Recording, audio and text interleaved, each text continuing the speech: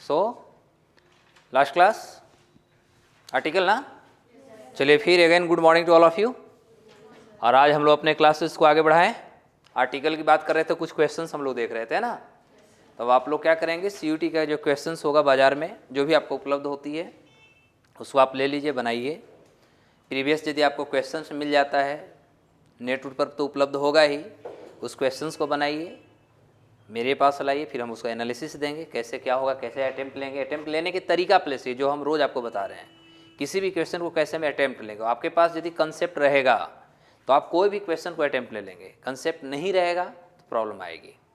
कोशिश करना है उसके कंसेप्ट डेवलप करने का, क्वेश्चन का कहना चाहता है, ठीक है। तो कल हमने आर्टिकल में बहुत सारे आपको आई थिंक इंडेफिनिट आर्टिकल पढ़ा दिया था और डेफिनिट आर्टिकल हमने शुरू कर दिया था। आज भी कुछ हम डेफिनिट आर्टिकल मेन पॉइंट को बता देता हूँ, उसके बाद फिर हम लोग क्लास को आगे बढ़ाएंगे और क्वेश्चंस के साथ बढ़ेंगे, ठीक है। तो कल हमने आर्टिकल द का बता रहा था, तो उसके बाद एक कॉन्सेप्ट आगे आप डायरेक्ट याद कर लीजिए, कितने नंबर के होंगे मुझे याद नहीं। यदि किसी भी सेंटेंस में आपका noun plus preposition plus noun आएगा, कहीं कहीं आपको क्या होगा, किसी सेंटेंस को कहीं दे देगा, क्वेश्चंस को बेस रहेगा कि नाउन आ जाएगा, उसके बाद प्रेपोजिशन आ जाएंगे, उसके बाद फिर नाउन आ जाएंगे, ठीक है। तो आप देख सकते हो ये हमारा नाउन रख दिया, वो हमारा ऑफ क्या है, हमारा प्रेपोजिशंस है। तो ऐसे यदि किसी भी सेंटेंसों की शुरुआत मानी जाती है, यानी नाउन प्रेपोजिशन नाउन से यदि कोई सेंटेंस आपकी शुरू होती है तो इसके पहले हमेशा आर्टिकल क्या होता है, द का इस्तेमाल होता है। फिर हमने पढ़ाया था कि इनके बाद आने वाला जो आपका वर्ब होगा, यह वर्ब जो होती है वह अकॉर्डिंग टू फर्स्ट नाउन होता है, अकॉर्डिंग टू फर्स्ट नाउन। यानी ओवरऑल हम कह सकते हैं कि यदि फर्स्ट नाउन जो है आपका, यदि आपका नाउन सिंगुलर है तो वर्ब आपका क्या हो जाएगा, सिंगुलर हो जाएगा। यदि नाउन आपका प्लूरल है तो वर्ब भी आपका क्या हो जाएगा, प्लूरल हो जाएगा। इस आधार पे आपका क्वेश्चंस बनाना होगा। जैसे मान लिया जाए कि एग्जांपल मैं आपके सामने रख दूं, जैसे मान लेते हैं हमने कहा the people of India is a smart, मान लेते हैं। सेकंड क्वेश्चन है, क्वेश्चन नंबर 1, क्वेश्चन नंबर 2 हुआ the milk in the bucket are not useful. अब देखो देयर आर 2 क्वेश्चंस, आपके पास 2 क्वेश्चंस हैं। अब ये 2 क्वेश्चंस को आपको जवाब ढूंढना होगा। अब सिंपल से देख लो आप, इंडिया हमारा क्या है, एक नाउन है, प्रेपल क्या है हमारा नाउन है, ऑफ क्या है हमारा प्रेपोजिशंस। ग्रामर क्या कहती है कि यदि नाउन प्रेपोजिशन नाउन या नाउन ऑफ नाउन आता है तो पहले नाउन के पहले हमेशा द आता है। ये तो हमारा अकॉर्डिंग टू आर्टिकल सही हो गया, तो हमने यहाँ पर आर्टिकल को सेटिस्फाई कर लिया। लेकिन कहता है कि जो आने वाला हमारा वर्ब होता है वह अकॉर्डिंग टू फर्स्ट नाउन होता है। तो हमारा फर्स्ट नाउन क्या है, पीपल है। पीपल हमारा सिंगुलर है या प्लूरल, प्लूरल है, इसलिए यहाँ पर इज नहीं होगा, आर होगा। आप लोग इतने देर आंसर देने में करते हैं, हमको तो लगता ही नहीं कि आप लोग को कुछ अंग्रेजी भी सुधार हुआ है, मुझे नहीं लगता है। सेकंड हमारा है मिल्क इन द बकेट, ये क्या है हमारा नाउन, मिल्क क्या है नाउन, और बीच में क्या आ गया प्रेपोजिशन, नाउन प्रेपोजिशन नाउन, तो पहले नाउन के पहले क्या लगेगा द। अब वर्ब कहाँ से होते हैं, अकॉर्डिंग टू फर्स्ट नाउन। तो मिल्क हमारा काउंटेबल या अनकाउंटेबल, अनकाउंटेबल। सिंगुलर है प्लूरल, सिंगुलर, तो आने वाला वर्ब सिंगुलर होगा या plural, singular. Is it okay. तो ये सिंपल सी क्वेश्चन से आप इसको डायरेक्ट भी आंसर मार सकते हैं। तो ये आपका एक प्रेपोजिशन का ये भी एक आपका पार्ट होगा जिसके आधार पे आप आंसर मारिएगा। अब होता है कि जब हम आर्टिकल, तो जब आर्टिकल में हम लोग आर्टिकल द हम लोग कल से स्टार्ट कर चुके हैं, तो द से और क्या क्या क्वेश्चन बन सकते हैं वो चीज़ों को हम लोग देखते हैं। तो सबसे पहला, दूसरा या तीसरा जो भी आपका रूल होगा, मैं फोर्स लिखता हूँ। जितने भी हमारे पास मान लिया जाए हिवेनली बॉडीज होते हैं, क्या होते हैं, हिवेनली बॉडीज जो होते हैं, सारे हिवेनली बॉडीज के पहले आर्टिकल हमारा द का इस्तेमाल होता है, हमेशा आर्टिकल द का इस्तेमाल होगा। या यदि ये नहीं समझ में आता, कह सकते हैं जितने भी हमारे पास यूनिक ऑब्जेक्ट्स होते हैं, क्या होते हैं, यूनिक ऑब्जेक्ट्स होते हैं। जैसे आपने क्या कहा, द मून कहा आपने, तो मून क्या है, एक यूनिक है। The sun, the earth, the world, ये सभी क्या है, दुनिया में केवल एक है। तो जो भी दुनिया में केवल एक है, ओनली वन है, या यूनिक ऑब्जेक्ट अपने आप में मीनिंग रखता है, तो ये सभी के पहले साहब हम क्या यूज़ करते हैं, आर्टिकल द का इस्तेमाल करते हैं। ये आपको याद कर जाना होगा। Is it okay. जितने भी हमारे पास इन्वेंशंस होते हैं, जितने भी हमारे पास इन्वेंशंस होते हैं सारे इन्वेंशन से पहले हम आर्टिकल द का इस्तेमाल करते हैं। जैसे आप करेंगे द टीवी टेलीविज़न, करेंगे द मोटर कार, कहेंगे आप द मान लिया सैटेलाइट। लेकिन क्या होता है, सभी के पहले हमने द का इस्तेमाल किया। ग्रामर ये भी कहता है कि आप पार्टिकुलर सेंस में इसके पहले ए एन का भी इस्तेमाल कर सकते हैं, ठीक है। जैसे किसी ने कहा I have a mobile, I have a mobile, mobile भी हमारा क्या है, एक इन्वेंशन है। अच्छा, इन्वेंशन और डिस्कवर में क्या अंतर है जी, कोई बताओगे? इन्वेंशन और डिस्कवर, हाँ बताइए। There are two words, one is invention, ठीक है, या इन्वेंट कर सकते हैं, डायरेक्ट हम कर सकते हैं। इन्वेंशंस को हटा करके हमने इन्वेंट कर दिया, तो एक हमारा इन्वेंट होता है, एक हमारा डिस्कवर होता है। ये दोनों में क्या अंतर है बताइए?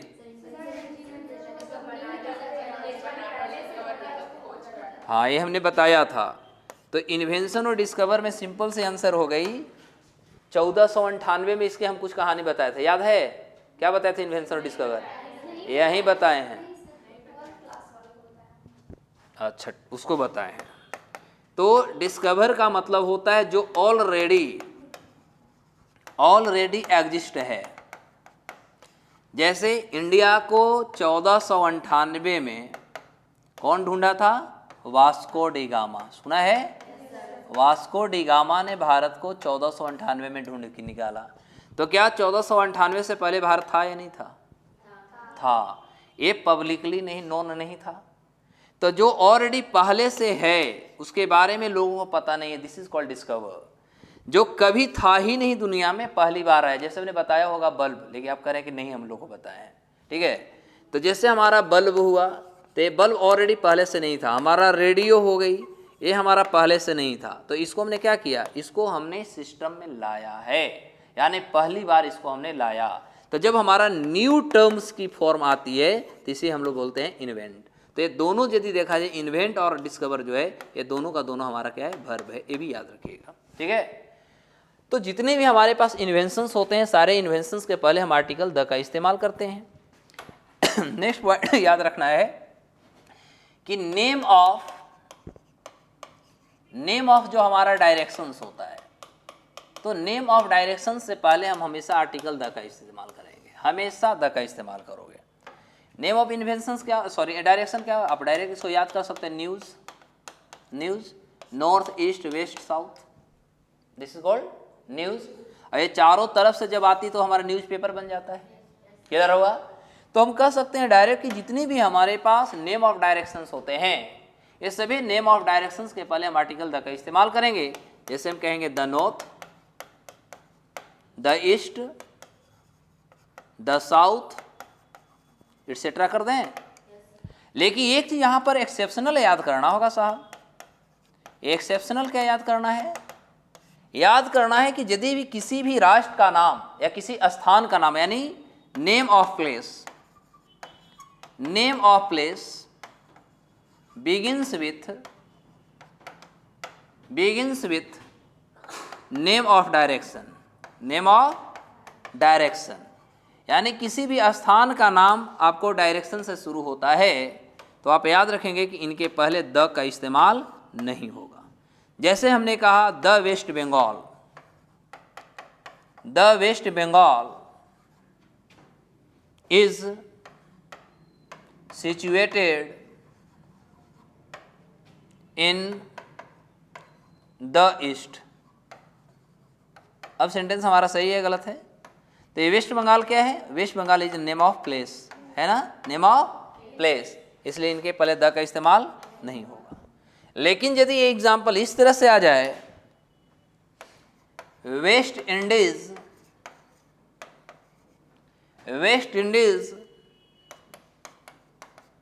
प्लेड वेल, सेंटेंस सही है गलत? तो अब हमने बताया था कि यहां पर वेस्ट इंडीज है क्या। लास्ट क्लास में इसको हमने बताया था कि जितने भी हमारा प्लूरल नाम होता है, क्या होता है? प्लूरल नाम होता है। दूसरा नहीं समझा तो आइलैंड भी कह सकते हैं ना। तो यहाँ पर भी वेस्ट है, यहाँ भी नेम ऑफ डायरेक्शन दिख रहा है, लेकिन समस्या होता है कि नेम क्या है? प्लूरल है, साथ ही साथ आइलैंड की बात करती है। इनके पहले हम द का इस्तेमाल करेंगे। अच्छा, एक एग्जाम्पल यदि मैं ये कहूँ, मान लो तुम्हें कोई पूछ दे, अब आप लोग अक्सर अंग्रेजी बोलते भी हैं और मैच भी आप लोग देखते हैं, यदि क्वेश्चन की ये पूछा जाए कि भारत मैच खेल रहा है, भारत क्रिकेट खेल रहा है, क्या ट्रांसलेशन बनाओगे? मान लिया जाए, अब ये मैं अपने तरफ से पूछ दिया, एक्चुअली पूछना नहीं चाहिए था कंपटीशन में, हमने कहा मान लो यहाँ पर हिंदी डाला कि भारत मैच खेल रहा है, बोलते हैं आप लोग अक्सर भारत मैच खेल रहा है, क्या बनाओगे आप लोग? बोलो, इसका ट्रांसलेशन जो बना दोगे मैं मान जाऊंगा। बोलो बाबू, भारत मैच खेल रहा है,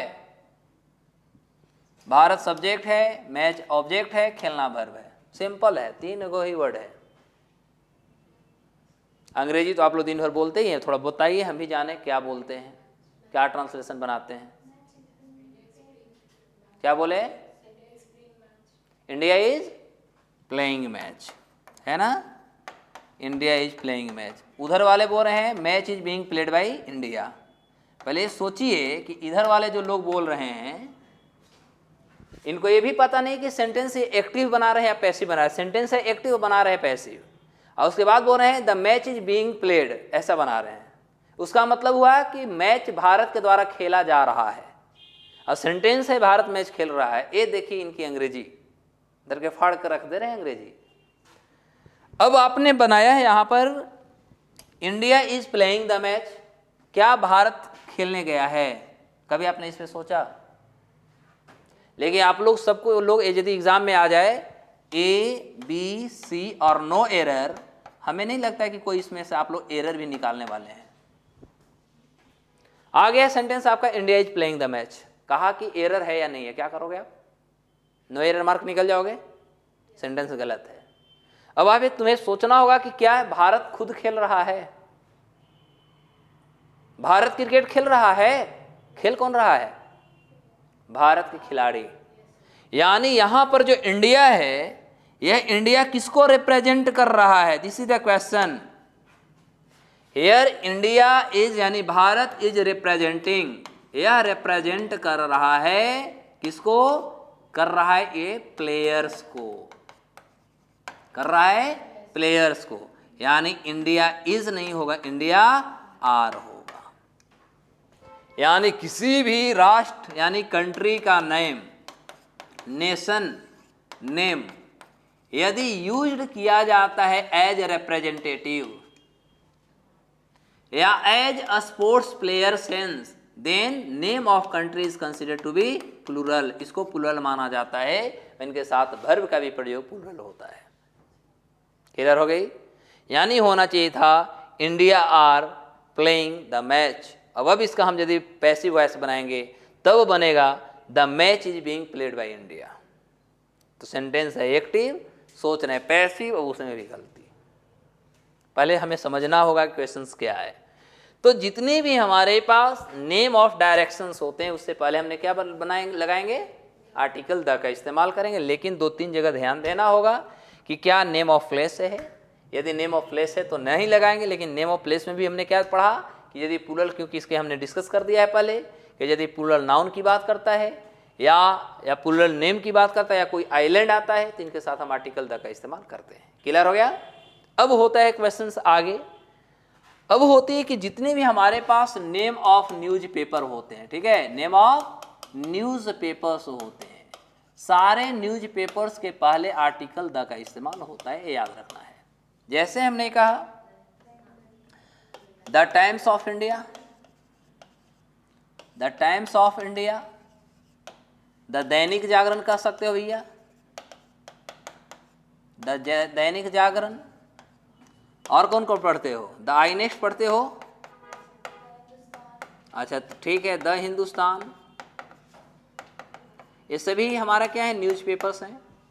तो ऐसा यहाँ पर और प्लस हम कर सकते हैं, जितने भी न्यूज़पेपर होते हैं, साथ ही साथ प्लस कर लो जितने भी हमारे पास मैगजीन्स होते हैं, इनके पहले भी आर्टिकल द का इस्तेमाल होता है। जैसे द टेलीग्राफ, द टेलीग्राफ, जैसे द टाइम, सुना होगा, अमेरिका के मैगजीन है, सुना है ना, द फ्रंट लाइन, एक दिन बताया था इसके बारे में। The front line, the PD, ये सब क्या है? मैगजीन्स हैं। तो जितने भी हमारे पास मैगजीन्स होते हैं या न्यूज़पेपर्स होते हैं, इन सभी के पहले हम आर्टिकल कौन सा लगाएंगे? द का इस्तेमाल करेंगे। क्लियर हो गई? अब होता है कि हमारे पास जितनी भी name of hotels, restaurant, cinema hall,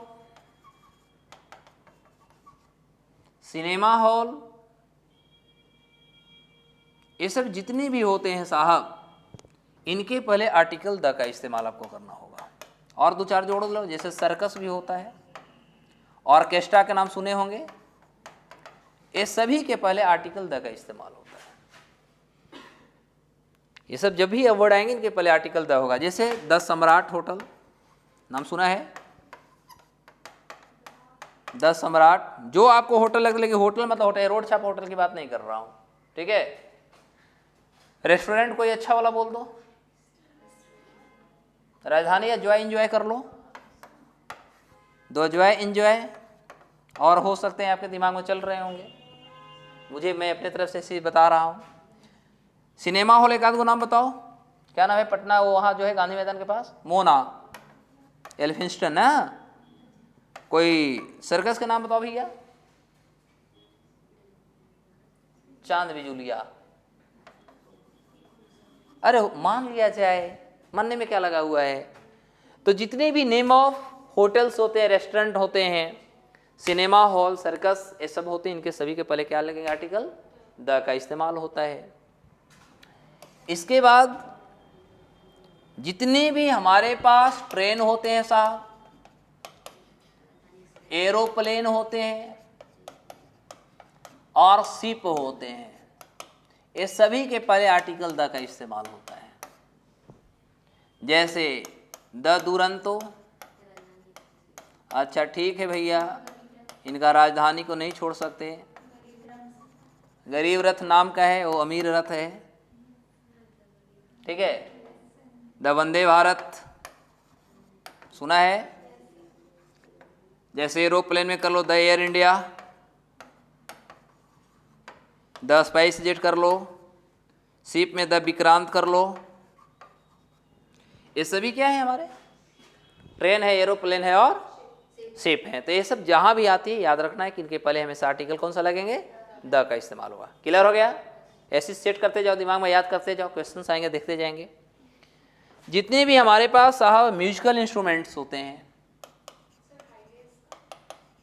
musical हमारे पास इंस्ट्रूमेंट्स होते हैं, ये सभी के पहले आर्टिकल द का इस्तेमाल आपको करना होगा। कौन कौन म्यूजिकल इंस्ट्रूमेंट्स हैं? अच्छा, गिटार है, अच्छा हारमोनियम की बात हो रही है, पियानो की बात हो रही है ना, फ्लूट होता है ना एगो, ये सभी के पहले आर्टिकल कौन सा लग जाएंगे? लेकिन याद करना, यहाँ पर नोट कर देता हूँ, क्योंकि इंग्लिश से शब्दों में अपवाद, राक्षस कुल में प्रहलाद। तो याद रखना है कि ये सभी पार्टिकुलर सेंस में भी यूज हो सकते हैं। पार्टिकुलर सेंस कहे तो इसे हम सिंगुलर और प्लूरल भी बना सकते हैं। जैसे आपने कहा I have a drum, I have a drum, तो ड्रम है क्या? हमारा इंस्ट्रूमेंट, म्यूजिकल इंस्ट्रूमेंट है। इससे पहले हमने आ लगाया, मतलब आई हैव अ ड्रम, मतलब मेरे पास एक ड्रम है। किस सेंस में लगाया? पैसिव, पार्टिकुलर सेंस में। जैसे आपने कहा यू हैड 2 फ्लूट्स, आपके पास 2 थे, तो हम पार्टिकुलर सेंस में इसके पहले ए का भी इस्तेमाल कर सकते हैं, एन का भी इस्तेमाल कर सकते हैं, सिंगुलर भी बना सकते हैं, प्लूरल। लेकिन नॉर्मली एज यदि बात करते हैं म्यूजिकल इंस्ट्रूमेंट, इनके पहले हमेशा क्या लगता है? द का इस्तेमाल होता है, राइट? अब होते हैं इसके अलावा जितने भी हमारे पास रिवर्स होते हैं, रिवर्स होते हैं, कैनाल होते हैं, ओशन होते हैं, सी होते हैं, बे होता है और गल्फ होता है, ये सभी के पहले आर्टिकल किसका इस्तेमाल होगा? द का। जैसे एग्जाम्पल के तौर पे देखा जाए तो हम कह सकते हैं द गंगा, यानी पहले ऐसे लिख देता हूँ गंगा, है ना। कैनाल, स्वेज कैनाल के नाम सुना होगा, है ना। जैसे ocean, Pacific ocean, sea, Arabian C,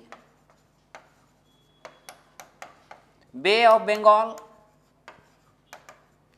gulf of Mexico, ये सभी के पहले क्या लग जाएंगे, यानी the Ganga, the Suez canal. Okay, तो जितने भी ये सारे पार्ट होते हैं इनके पहले आपको याद कर जाना होगा, इनके सभी के पहले हमारा आर्टिकल द का इस्तेमाल हो जाएगा। नेक्स्ट देखा जाए साहब, अब याद रखना कि किसी भी सेंटेंस में यदि एडजेक्टिव के पहले यदि द का इस्तेमाल होता है तो यह खुद को प्लूरल नाउन बना देता है, पहले भी पढ़ाया होगा। किसी भी सेंटेंस में आपका एडजेक्टिव के पहले द लग जाता है तो यह प्लूरल नाउन बता देता है। जैसे तब क्या होगा कि द प्लस एडजेक्टिव, उसके बाद आने वाला जो वर्ब होगा वह प्लूरल हो जाएगा। कारण सर, तो कारण ए हो गए कि the plus adjective plural noun होता है, पहले भी बताया हुआ है, मुझे याद है, अब आपको याद नहीं है तो आई डोंट नो। जैसे एग्जाम्पल देखो, इजी हम लिखते हैं, इसका फुल फॉर्म होता है एक्स ग्रेसिया, ये भी लिख देता हूँ, एक्स ग्रेसिया, ठीक है, हम इजी लिखते हैं ना। भाई देवी गलती से किसी ने आपसे पूछ दिया कि इजी का फुल फॉर्म क्या होता है, तो जवाब दे देना है एक्स ग्रेसिया। आप लोग भी लिखते होंगे, भले कोई पूछ दिया होगा तो नहीं बता पाए होंगे, सीधे बोले हैं इजी का मतलब एग्जाम्पल। आई नो, इसलिए मैं लिख रहा हूँ, हमें प्रूफ कर दिया है, क्योंकि आपसे कोई पूछे तो आप ना फंस जाए। तो जैसे किसी ने कहा द रिच इज रिच, किसी ने कहा द पुअर इज पुअर, गरीब ही गरीब होते हैं, अमीर ही अमीर होते हैं। किसी ने कहा द ब्यूटीफुल इज ऑनर्ड या रेस्पेक्टेड एवरीवेयर। अब यहाँ पर पूरे 3 क्वेश्चन है, तीनों में देख सकते हो, रिच क्या है एडजेक्टिव, पुअर क्या है एडजेक्टिव, ब्यूटीफुल क्या है एडजेक्टिव, यानी तीनों सेंटेंस में हम देख सकते हैं कि हमारा एडजेक्टिव आ चुका है। और तीनों एडजेक्टिव से पहले क्या यूज हुआ है, द, यानी किसी भी एडजेक्टिव पे पहले द का इस्तेमाल होता है तो क्या बन जाता है अपने आप में, प्लूरल नाउन। तो जब ये प्लूरल नाउन हो जाता है तो आने वाला वर्ब सिंगुलर होगा या प्लूरल होगा, यानी इस सभी के साथ इज होगा या आर होगा, यानी होना चाहिए the rich are rich, the poor are poor, the beautiful are honoured everywhere. Clear हो गया। तो ये चीज़ों को भी हमें याद करना होगा, कहाँ कहाँ ये हो रहा है, या तो आप ही को करना होगा, वो तो मैं नहीं कर सकता। अब हमारे पास होते हैं साहब जितने भी हमारे पास हिस्टोरिकल हेरिटेज होते हैं, बिल्डिंग होते हैं, मॉन्यूमेंट्स होते हैं, पैलेस होते हैं, साइट होते हैं, ये सभी के पास आर्टिकल द लगते हैं। जैसे एग्जाम्पल,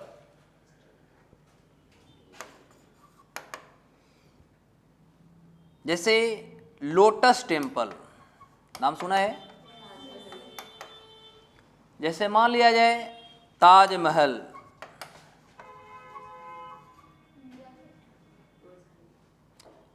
जैसे मान लिया जाए कोई पैलेस भी ले लो, कोई महल ले लो, राजमहल, है ना। अब ये सभी हैं क्या हमारा, ये सभी का सभी हिस्टोरिकल पार्ट हो रहा है। जैसे रेड फोर्ट है ना, हिस्टोरिकल पार्ट हो रहे हैं। तो जितने भी हिस्टोरिकल मॉन्यूमेंट्स, साइट, बिल्डिंग्स होते हैं, ये सभी के पहले हमें आर्टिकल द का इस्तेमाल करना होता है। ओके, अब होता है हमारे साथ हिस्टोरिकल में भी और एक पॉइंट जुड़ता है। जब हमारे किसी भी सिस्टम में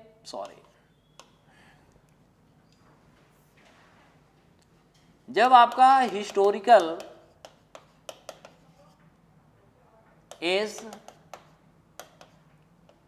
is period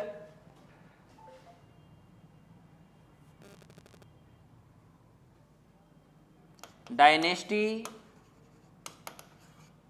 एम्पायर आता है, तो ये सभी के पहले आर्टिकल द का इस्तेमाल होता है। जैसे मुगल एम्पायर,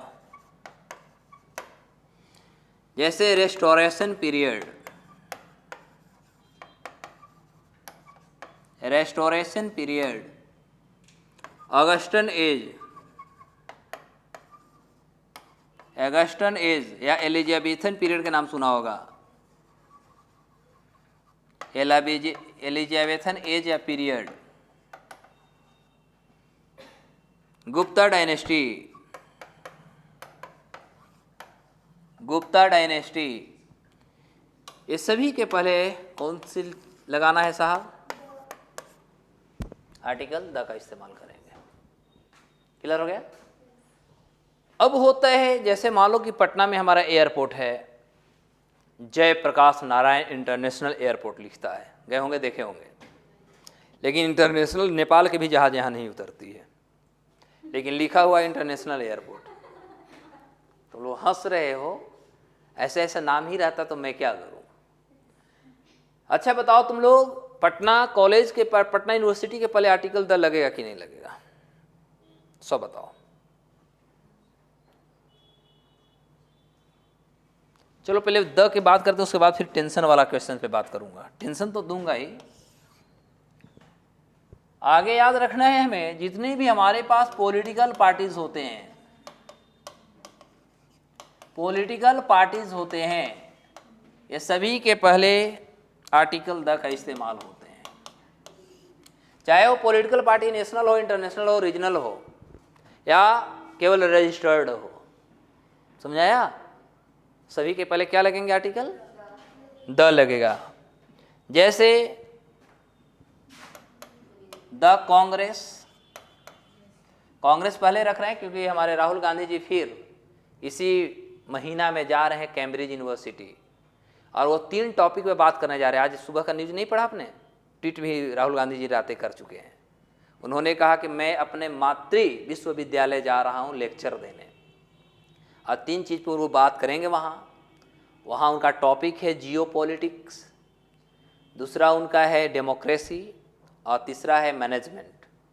हमें तो डर सताने लगा है जा रहे हैं तो, क्योंकि आज से 3-4 महीना पहले ही गए थे तो वहाँ पर बोले थे कि भारत एक राष्ट्र नहीं है, देश से नहीं है। याद है? कितने लोग ये न्यूज़ सुने थे? वाह आप लोग। लेकिन है देश के एकदम महान नागरिक को मैं पढ़ा रहा हूँ, जिसमें पूरे भारत में खूब हल्ला बोल हुआ। यहाँ तक कि भारत का ही IFS इंडियन फॉरेन सर्विस का एक ऑफिसर वहाँ राहुल गांधी जी को फजीहत कर दिया था यूनिवर्सिटी ऑफ कैम्ब्रिज में, कि आप इसका मतलब भारत के संविधान का आर्टिकल 1 भी नहीं पढ़े हैं, आपको कुछ भी ज्ञान नहीं है। जहाँ पर बोलता है India that is Bharat union of a state, और राहुल गांधी जी ने बोला था ना, India is not a state, India is not a country, ऐसा इन्होंने स्टेटमेंट दिए थे। तो जम के फजीहत हुई। अब ये जा रहे हैं फिर फजीहत कराने, इंटरनेशनल टैग उधर से फिर लेकर के आएंगे, क्योंकि ये बोलते तो हैं लेकिन इनका होमवर्क सही नहीं होता है। न होने के कारण ये देश को ही गुमराह करना शुरू कर देते हैं। अब वहाँ जा रहे हैं, अब ये डेमोक्रेसी, तो डेमोक्रेसी पे ही बोलेंगे कि भारत, हम जोड़ो भारत यात्रा पे थे। अरे भैया भारत टूटा था कब कि आप जोड़ रहे हैं? हमारे सरदार वल्लभ भाई पटेल तो और टूटे हुए भारत को जोड़िए दिए। 552 रियासत को हमने जोड़ रखा था, तब टूटा कहाँ? जो आप भारत को जोड़ो यात्रा पे थे, तो पहले तो इस पे गलत गलत बयान देंगे, राजनीतिक होगी, और होगी तो मैंने इसके बाद जो हमारा रूलिंग पार्टी है BJP, इसको फ़ायदा हो जाएगा क्योंकि गलत बयान दे के कन्फर्म आना है। दूसरी बात, जियो पॉलिटिक्स पे इन्होंने गलत ही बयान देंगे, और हमको लगता है फिर BJP के फेवर में होगा, क्योंकि इनकी भाषण को पूरे देश में फिर बताया जाएगा कि देखिए राहुल गांधी क्या बोले हैं, फिर देश के अगेंस्ट बोल के आए, पक्का भी अगेंस्ट बोलेंगे। जैसे भी रात के एगो न्यूज आया है ना, लेफ्ट की नेता जो थी वो शादी कर ली है, क्या नाम है? लेफ्ट की नेता थी, लड़की है, क्या तो नाम है? वो आज से 8 दिन पहले जिस लड़का से शादी की है, 8 दिन पहले उसका ट्वीट वो की थी कि भाई तुम लगे रहो, तुम्हारा कॉन्फिडेंस लूज नहीं होना चाहिए भाई, और उसी से शादी कर लिए, मैंने भैया सैया, ठीक है। कौन क्या तो नाम है, नमा भुला रहा हूँ, पूरा न्यूज में भी है। आज का हिंदुस्तान जो नीचे पेपर रखा है ना, पहले पेजे पर रखा हुआ है, फर्स्ट पेजे पे है, उसका फोटो डाला हुआ। तो आप लोग भी देखिए सब, थोड़ा आप लोग न्यूज पेपर पढ़िए। फेसबुक, व्हाट्सएप और ट्विटर, इंस्टाग्राम से ज़्यादा आपको न्यूज पेपर पढ़ना चाहिए, जहाँ से आपको ज्ञान मिलेगी और आप में किसी भी चीज़ों पर डिस्कस करने की आप में क्षमता डेवलप होगा, नहीं तो कुछ नहीं फ़ायदा होने वाला है, ठीक है। तो कांग्रेस को मैं इसीलिए पहले रखा हूँ। द कांग्रेस कब स्थापना हुआ था बाबू? 1850 में। कहाँ हुआ था? चलो एक जीके जीएस पूछ लिया, एग्जाम में आएगा कि कांग्रेस की स्थापना कब हुई थी बाबू, आप बताओ। 1888 ना, तुम तो और गलत बोल दी, वो तो सही बोला है लड़का, 1885 बोला था सही।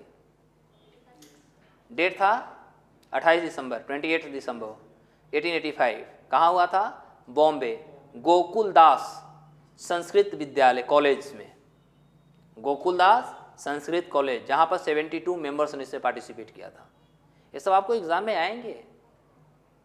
क्या उसमें बिहार की तरफ से कोई प्रतिनिधित्व किया था? वो 72 जो मेंबर्स थे उसमें क्या बिहार से कोई प्रतिनिधित्व किया था? एक को नहीं, जीरो। पढ़ भी नहीं करते हैं, कुछ बोल के निकल जाओ सर के सामने। खैर मेरे पास निकलना मुश्किल हो गया है तुम लोग का। बीजेपी, आपके नाम सुने हैं। अब बिहार के आ जाते हैं आरजेडी, जेडीयू, है ना साहब, ये सभी के पहले क्या लगेंगे? यानी किसी भी पॉलिटिकल पार्टी के पहले दल लगेंगे, चाहे वो नेशनल हो, इंटरनेशनल हो, रीजनल हो, रजिस्टर्ड हो, कोई पार्टी हो, सबके पहले लगेगा भैया आर्टिकल द। ओके, अब याद रखना, आगे हम जो पढ़ रहे हैं, जितने भी हमारे पास रिलीजन होते हैं, सारे रिलीजन के पहले आर्टिकल द का इस्तेमाल होगा। जैसे the Hindus, the Muslims, the Sikhs, the Christians, जितने भी हमारे पास रिलीजियस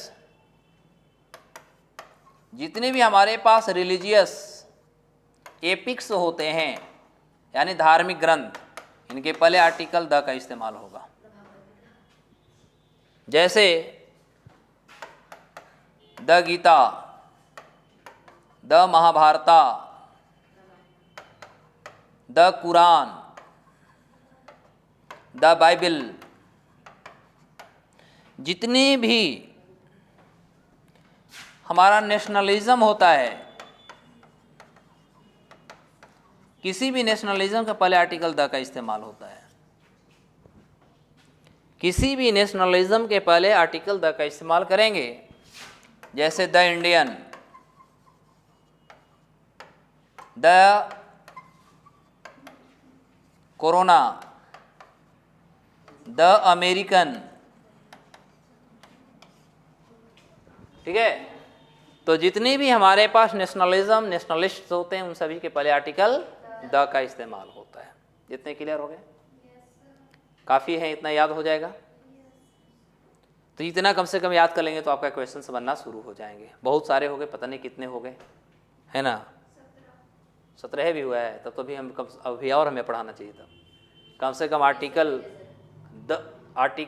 द का खाली यूज हम लोग पढ़ेंगे तो कम से कम यूज है 80 और ओमिशन है 40, यानी 120, कम से कम 120। हाँ, इतना तुम लोग को पढ़ के कहाँ IAS बनना है। अब आते हैं डायरेक्ट क्वेश्चंस की ओर। बात नहीं, क्वेश्चंस पे आ जाओ। देखो अगला question, although we reached his house in time, he was left for the airport. बड़ा मजेदार क्वेश्चन है, बहुत प्यारा सा क्वेश्चन है साहब। Although we reached his house, यहां पर 2-3 वर्ड हमें ग्रामेटिकल सीखना होगा। यहां हुआ पहला इन टाइम, कहीं इन टाइम होता है, कहीं ऑन टाइम होता है।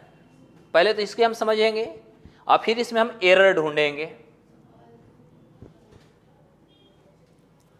ठीक है, क्वेश्चन तो क्लियर हो गया होगा, बस आपको ग्रामर इसमें समझना होगा। जब तक ग्रामर नहीं समझेंगे मजा नहीं आएगी। तो एक एक चीजों को हम इसको डिस्कस करेंगे, यहां पर नहीं करेंगे, इसके लिए मुझे स्पेस चाहिए। सबसे पहला कि वहां पर वर्ड क्या था, अलदऊ। क्या था वर्ड? अलदऊ, यही था ना। अलदऊ का पेयर होता है या तो कॉमा या कुछ भी नहीं या येट का इस्तेमाल होता है अलदऊ के साथ। क्लियर हो गया? या तो हमें कॉमा आएगा या कॉमा न भी है तो चलेगा, या इसका पेयर में येट आएगा, ये तो कंफर्म हो गया। दूसरी बात होता है कि जब अलदऊ का हम इस्तेमाल करते हैं तो ध्यान देना होगा कि यदि अलदऊ के साथ हमारा पास्ट इंडेफिनिट टेंस आ गया, पास्ट इंडेफिनिट टेंस आ गया, तो आने वाला पास्ट परफेक्ट होगा। आने वाला पास्ट परफेक्ट होगा।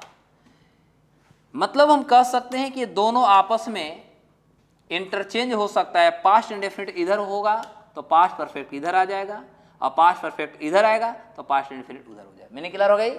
मतलब मोटा मोटी हम कह सकते हैं कि past indefinite plus past perfect हो गया, या past perfect plus past indefinite हो गया। टेंस में समझ में आ गया? अब हम देखते हैं अकॉर्डिंग टू क्वेश्चंस हमारा क्वेश्चंस क्या है, इससे स्पष्ट होगा। तो यहां पर क्वेश्चन हमारा अलदऊ है।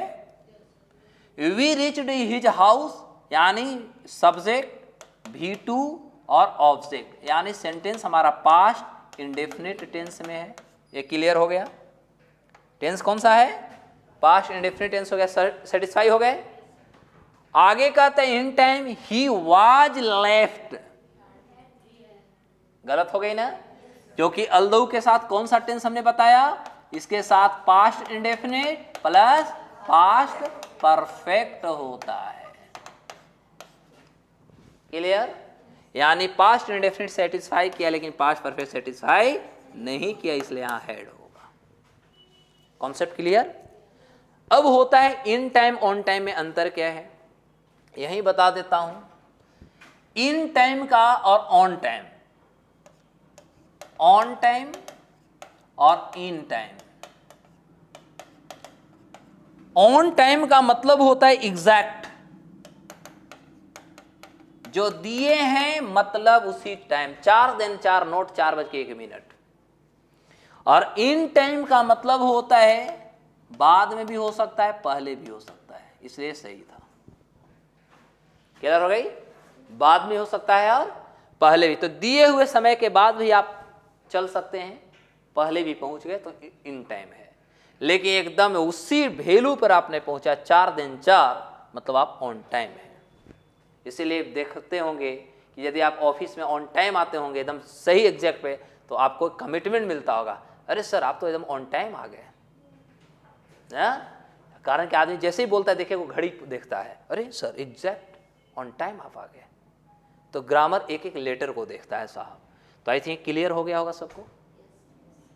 यानी इन टाइम सही था, एरर कहां था? अगला क्वेश्चन भी आप ही को देखना है, मैं नहीं देखूंगा। आप देखेंगे, मैं जवाब दे दूंगा। 25 का क्वेश्चन है। आप लोग को ये क्वेश्चन आसान से बनना चाहिए, क्योंकि आप लोग नरेशन पढ़ करके ही परीक्षा दिए होंगे। और एक क्वेश्चन नरेशन का है, बिना नरेशन पढ़े हुए आप एग्जाम नहीं निकाले होंगे। नरेशन तो 5-7 नंबर का आता ही होगा आप लोग में। तो इसलिए मुझे लगता है कि आप इसका जवाब दे दोगे। आई आस्क्ड हिम, मैंने उससे पूछा, past, how he could go out if. इसको हमें डायरेक्ट डिस्कस कर देता हूं फटाफट। आप लोग नरेशन में एक नरेशन का क्वेश्चन देकर बता देता हूं।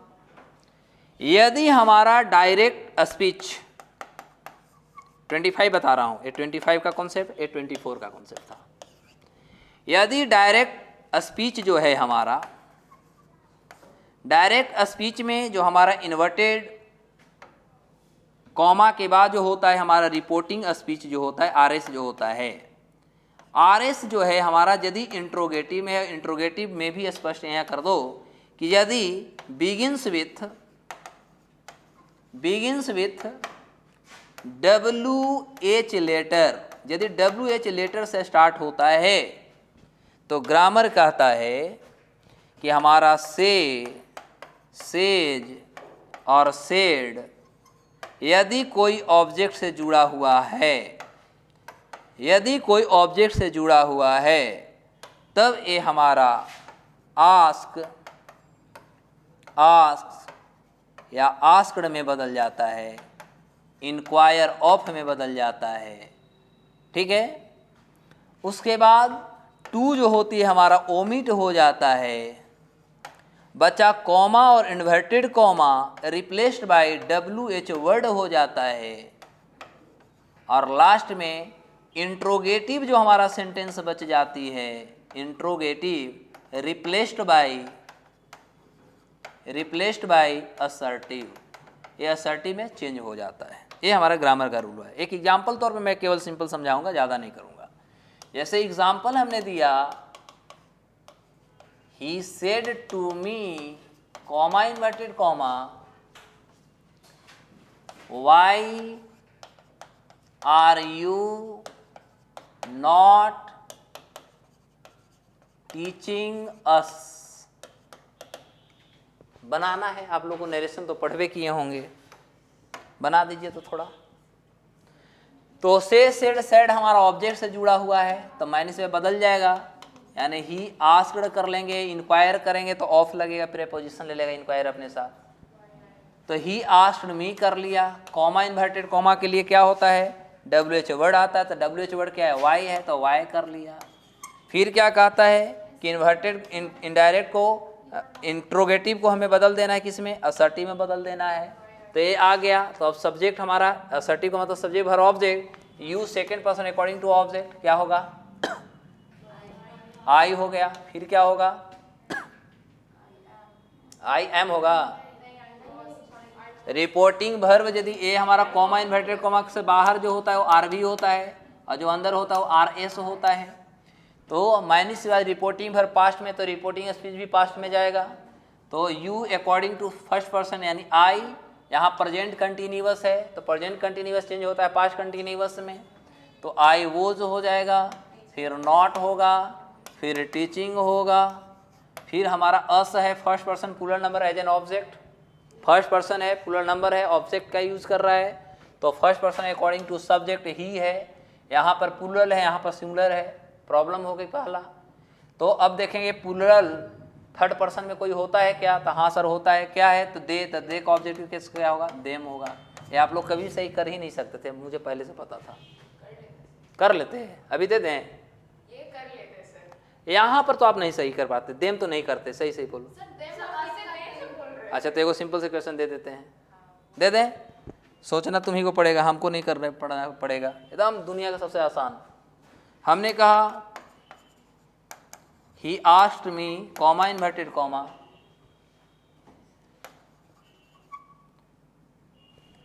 और आसान बना देता हूँ थोड़ा सा, ठीक है, बना दिया he asked comma inverted comma who are you, बहुत छोटा दिया है, हम इतना ही छोटा देते हैं, पूछना होता तो बहुत छोटा देते हैं। He asked comma inverted comma who are you,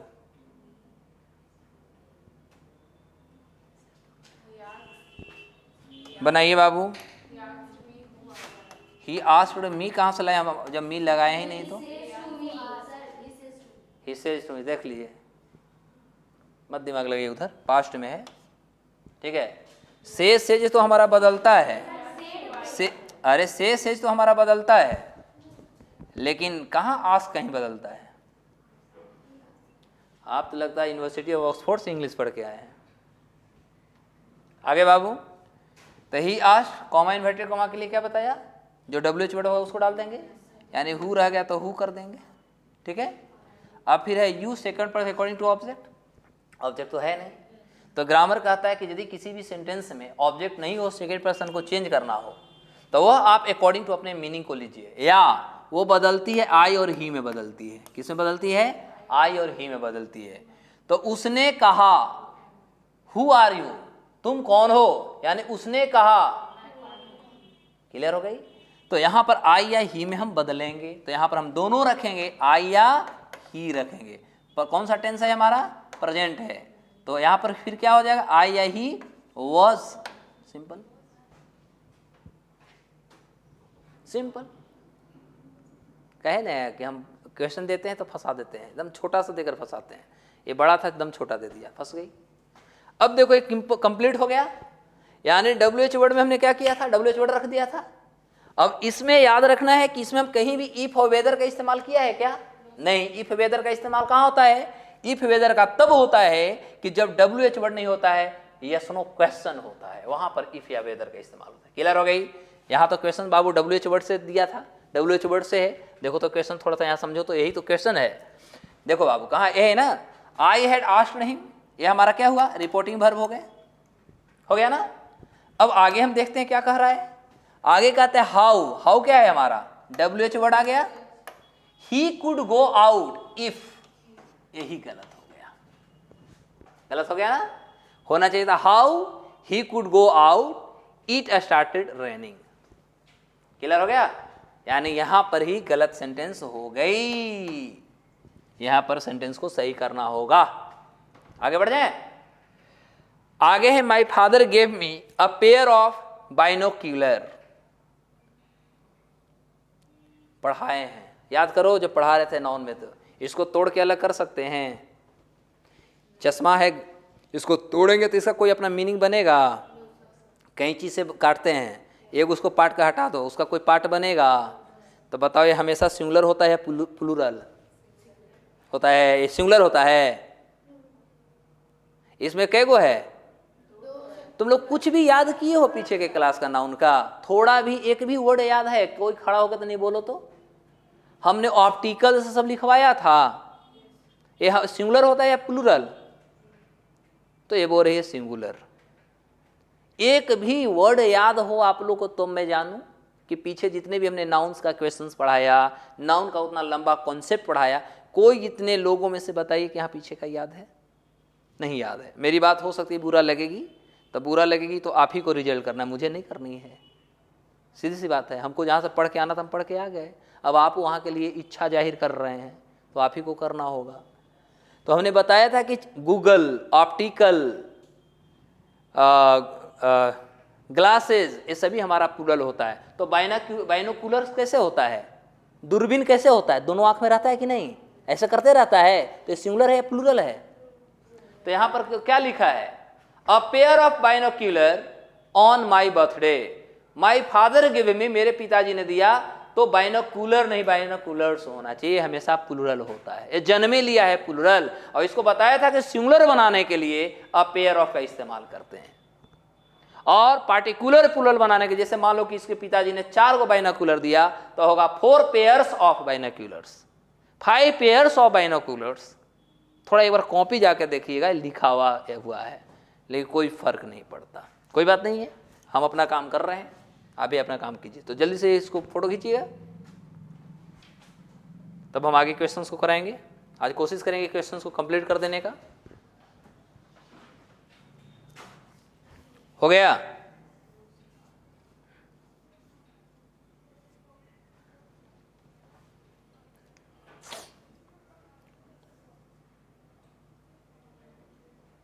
next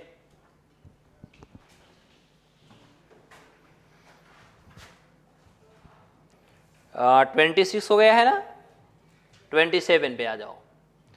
अगला क्वेश्चन है आपका इफ यू हियर, पढ़ाया हुआ है इफ का कॉन्सेप्ट, कंडीशनल सेंटेंस पढ़ाए हैं। कंडीशनल नहीं ना पढ़ाए, देखो कंफ्यूज आंख हो गई तुरंत। इफ का कॉन्सेप्ट नहीं पढ़ाया है ना, देखिए सामने इफ का कॉन्सेप्ट पढ़ाए हैं। इफ प्लस प्रेजेंट आ गया तो कहता है if you here engage tone replace the receiver and dial again. कहां पर एरर है? इफ यू हियर ये सेंटेंस ही कंप्लीट नहीं किया है। कहता है if you here engage tone replace the receiver and dial again. यदि तूने पाया तो उसको अलग कर दो, कोई बात नहीं है। देखो सेंटेंस में कहीं ना कहीं एरर है। If you here engaged a tone replace the receiver and dial again, यहीं पर कहीं एरर हो रहा है। यहां होना चाहिए था if you hear an engaged tone, यदि आप इंगेज टोन को प्राप्त करते हैं तो आपको रिसीवर तथा डायलिंग को दोबारा करना चाहिए। Error is here.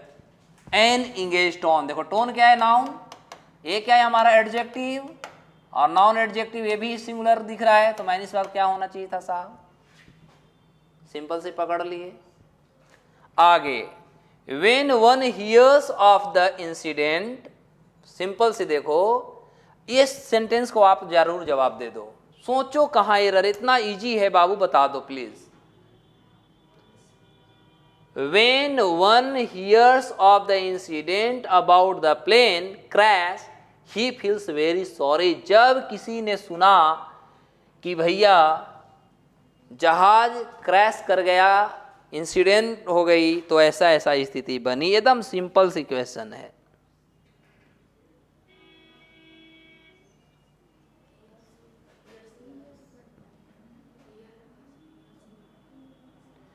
बाबू इतना देर करोगे?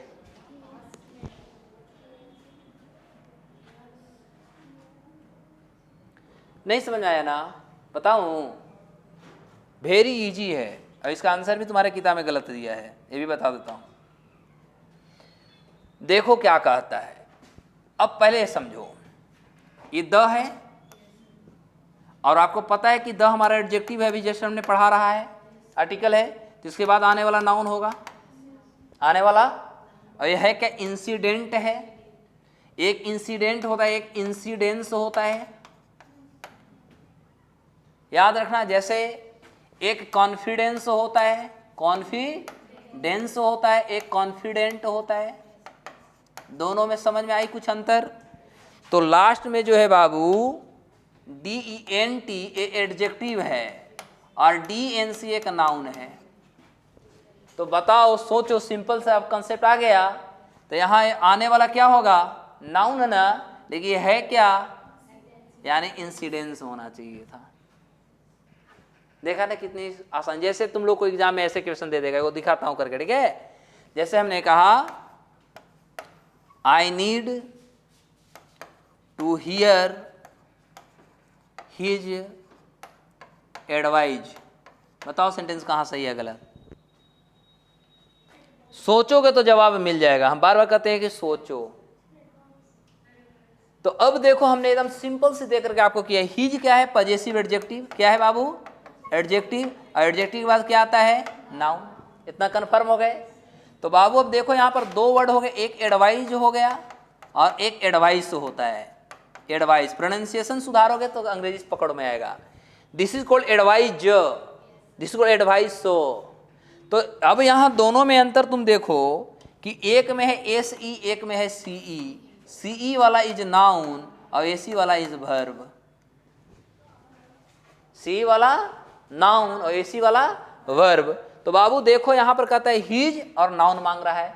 तो बताओ एडवाइज हमारा नाउन है या वर्ब है? हमें चाहिए क्या? नाउन। तो CE होगा या AC होगा? सो बताओ। यानी यहाँ पर CE होगा, ना कि SE होगा। बात समझ में आ गया? आ गया ना? देखो कितनी छोटी छोटी आपको परेशान करता है। इसी छोटी छोटी परेशानी को हमको ग्रामर पकड़ता है, और इसी गलतियों को हम नहीं देख पाते तो हम लोग गलत कर बैठते हैं। तो बस इसको ध्यान दो, कहाँ एरर मार रहा है।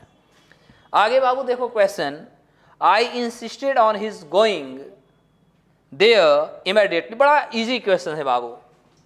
हमको तो लग रहा है ये, पता नहीं आपको इजी लगता है कि नहीं, मुझे नहीं पता, हमको तो इजी लगता है बाबू। 30 question, I insisted on his going there immediately. बताइए बाबू।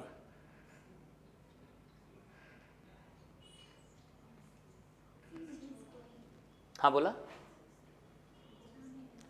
आई इंसिस्टेड, इंसिस्ट ऑन सही है, हिज गोइंग मैंने उसे वहां जाने के लिए जोर दिया कि जल्दी जाओ, सेंटेंस सही है, no error. Okay, next question. अभी आप लोग को लग रहा है क्या हो रहा है, क्या करोगे, जब हो जाती है रिजल्ट ना उसके बाद जाकर मूड एकदम फ्रेश हो जाता है। अभी तो बहुत टेंशन हो रहा होगा और तुम लोग को गुस्सा हम पे ज़्यादा निकल रहा होगा अंदर से। आता तो होगा बेटा, बोलो या मत बोलो, क्योंकि हम बीच में डांट भी देते हैं ना। मेरे साथ एक प्रॉब्लम यही है, टीचर डांटेगा नहीं तो कौन? टीचर और पेरेंट्स। आज के डेट में टीचर डांटते नहीं हैं, बरगलाते हैं, और हमको वो न करने आता है। समस्या ये है। आगे है कि आई वेंट टू सी, जैसे भी अब ऑफिस में आए थे कितने अच्छे से हम बात कर रहे थे, लग रहे थे हम टीचर थे, लेकिन क्लास में चढ़ते हमारा फॉर्म चेंज हो जाती है। क्यों? मुझे पता लगता है कि क्लास में प्रेम से नहीं हो सकती, यहाँ प्रेम नहीं, प्रेम नीचे, वहाँ बउआ बउआ, बट क्लास में नॉट बउआ। क्लास में ओनली डिफेंड करना है। डिफेंड समझते हो ना? क्लास में केवल हम डिफेंड करने के लिए आपको सिखाएंगे, हमको कैसे डिफेंड करना है, ओवरकम कैसे करना है सामने वाले पे, और उसके बाद तो बउआ करके समझाइए देंगे अच्छे से।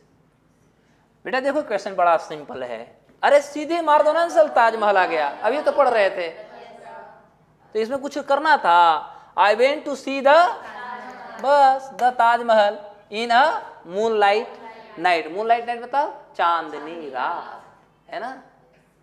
एकदम अभी तो पढ़े थे, तो सिंपल आंसर आ गया। आगे बताओ 31। इसका भी लगता है आंसर तुम्हारे गलत किताब में दिए है। रुको, गलत दिया है किताब, आंसर गलत है, नो एरर दिया है। इस तरह से आंसर बहुत सारी गलतियां हैं, वो बिना डिस्कशन का सही हो ही नहीं सकता। आगे, having found a piece of cheese, having found a piece of cheese, two cats went to a dog to divide it among them. मजेदार क्वेश्चंस। अब यहां देखो, सिंपल दिमाग थोड़ा सा तो लगाना है, ज्यादा दिमाग नहीं, थोड़ा सा। अब कल लगती है वो बच्ची नहीं है भाई, है ना, वो बच्ची कल हमसे पूछी थी, प्रेपोजिशन की पार्ट हम बता देता हूं। कल वो बच्ची पूछी थी हमसे, बेटा देखो एक होता है हमारा बिटवीन, बात नहीं, एक होता है हमारा बिटवीन, एक होता है हमारा अमंग, एक होता है हमारा अमंगस्ट, एक होता है हमारा अमीड, और एक होता है हमारा अमीडस्ट। सुने होंगे आप लोग, अंग्रेजी में 4-5 वर्ड बड़ा मजेदार नजर आते हैं साहब। तो बिटवीन का इस्तेमाल होता है टू पर्सन और थिंग के लिए। पहला कॉन्सेप्ट टू पर्सन और थिंग, दो से अधिक के लिए भी सिखाऊंगा, पेशेंस रखो। जैसे हमने कहा चॉकलेट्स रख रहा हूं, are divided into X and Y, मानी एक्स और वाई के बीच में चॉकलेट बांट दिए गए। कितने व्यक्ति हो गए यहां? एक और एक। कॉन्सेप्ट नंबर 2 पढ़ेंगे, for more than two person और थिंग, दो से अधिक। कब? जब हमारा रेसिप्रोकल रिलेशन देगा, जब हमारा रेसिप्रोकल रिलेशन देगा। यही सारा इंग्लिश में सीखना होता है कि कब ये मीनिंग बदल देगा। यानी दो से अधिक के बीच में भी हम बिटवीन का इस्तेमाल करेंगे। जब रेसिप्रोकल और रेसिप्रोकल न समझ में आए तो कहना कि जब म्यूचुअल रिलेशन देता है। क्या देता है? म्यूचुअल रिलेशन देता है, यानी एक दूसरे पर 100% ट्रस्ट। जैसे हमने कहा there is a big alliance, there is a big alliance between 6 parties, 6 parties, 6 पार्टियों के बीच में महागठबंधन है। गठबंधन कब होती है? जब एक दूसरे के सोच विचार मिलती है तब होती है, अलग होने पर मिलती है। यानी सभी का म्यूचुअल अंडरस्टैंडिंग दिखा, रेसिप्रोकल रिलेशनशिप दिखा। अब 6 पार्टी हैं, 2 से अधिक या 2 से कम।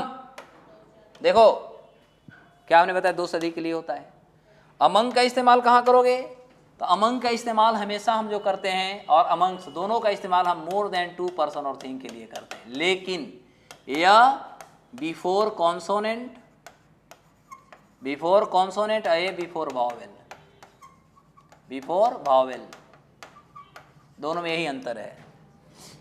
अमीड और अमिष्ट का भी इस्तेमाल कहाँ करते हैं? इसका मिडिल के सेंस में करते हैं, मिडिल के सेंस में, मोर देन टू। जैसे वह बच्ची 2 के बीच में बैठी है यानी टोटल 3। तो ये मध्य में बैठी है, तो मध्य के सेंस यदि होता है मिडिल मतलब मध्य, तो मध्य के सेंस होता है तो अमिड या अमिष्ट का इस्तेमाल करते हैं। अब सिंपल पकड़ो, देखो क्वेश्चन, पढ़ो नहीं, समझना है नहीं, खाली छाप रहे हो कॉपी में, अगुआ के दिखाना है कितना पढ़ के आए हैं। तब यहाँ पर क्वेश्चन क्या है हमारा, डिवाइड है, डिवाइड के साथ प्रीपोजिशन में क्या लगाया, इनटू, मतलब तोड़ना। देखो यहाँ क्वेश्चन सिंपल आंसर मिल गया होगा आपको, डिवाइड है, डिवाइड इट अमंग देम, है ना। अब यहाँ पर क्वेश्चन है, having found a piece of cheese 2 cats went to a dog, यानी 2 बिल्ली जो है एक डॉग के पास गया, है ना, 2 बिल्ली डॉग के पास गया। तो मतलब ये जो बांटेगा कितने के बीच में बांटेगा, यानी डॉग को इन्होंने जज माना, सोचना तो पड़ेगा, इन्होंने जज माना कि आप सर्वोपरि हैं, जो कहेगा वो मान जाएंगे।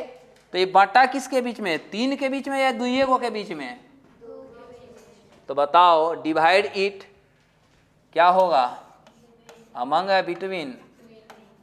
कितना सिंपल क्वेश्चन था, हो गया। अगला क्वेश्चन, हाँ इसका जवाब सही है, वो बता देता हूँ, उसके बाद हम देखता हूँ कि कितना सही का गलत देता है आंसर। गलत बता रहे हैं, इसमें बहुत सारे आंसर गलत है, इसका बिटवीन किया है, पता नहीं किसी का रहे, हमको कोई उससे फर्क नहीं पड़ता है, क्वेश्चन आ जाए, क्योंकि हम तो खुल के आप लोग को बोलते हैं क्वेश्चन लाइए, आप लोग पहले लाते भी थे, हम सॉल्व करते थे ना, आप कहीं से क्वेश्चन लाइए, हमको कोई फर्क नहीं पड़ता कौन किताब का है।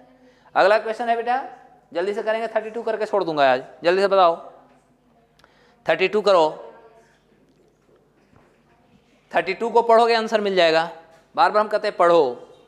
माई सिस्टर आस्क्ड मी, अरे भाई अभी तुरंत ना पढ़े थे कि आस्क आता है और जब WH वर्ड आता है तो क्या इसमें कुछ बीच में आता है, तो सिंपल सा क्वेश्चन तो पकड़ा गया, यानी अभी जस्ट अभी मैंने डिस्कशन से 2-3 क्वेश्चन लड़ गया तुरंत।